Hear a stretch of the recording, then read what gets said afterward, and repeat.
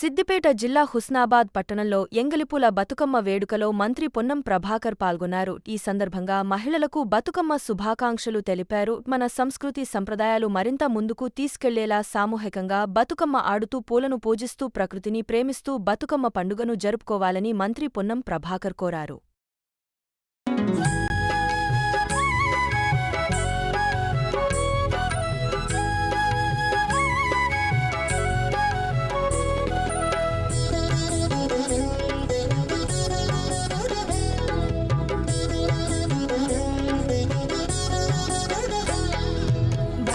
బతుకమ్మ ఉయ్యాలో బంగారు బతుకమ్మ ఉయ్యాలో బతుకమ్మ బతుకమ్మ ఉయ్యాలో బంగారు బతుకమ్మ ఉయ్యాలో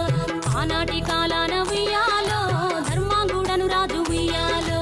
ఆ రాజు భార్యయు ఉయ్యాలో అతి సత్యవతి అన్రు ఉయ్యాలో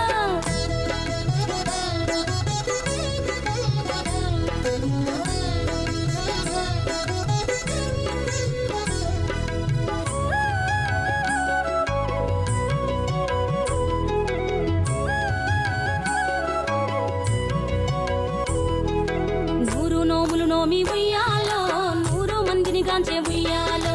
వారు శూరులయ్యి ఉయ్యాలో వైరుల చేహతమైరి ఉయ్యాలో తల్లిదండ్రులప్పుడు ఉయ్యాలో తరగని శోకమున ఉయ్యాలో ధనధాన్యముల బాసి ఉయ్యాలో దాయాదులను బాసి ఉయ్యాలో వనితతో ఆరాజు ఉయ్యాలో వనమందు నివసించే ఉయ్యాలో కలికి లక్ష్మిని గూర్చి ఉయ్యాలో ఘనత పొంగొనరింప ఉయ్యాలో ప్రత్యక్షమై లక్ష్మి ఉయ్యాలో కలికి వరమడుగమనే ఉయ్యాలో వినుతించి వేడుచు ఉయ్యాలో వెలది తన గర్భమున ఉయ్యాలో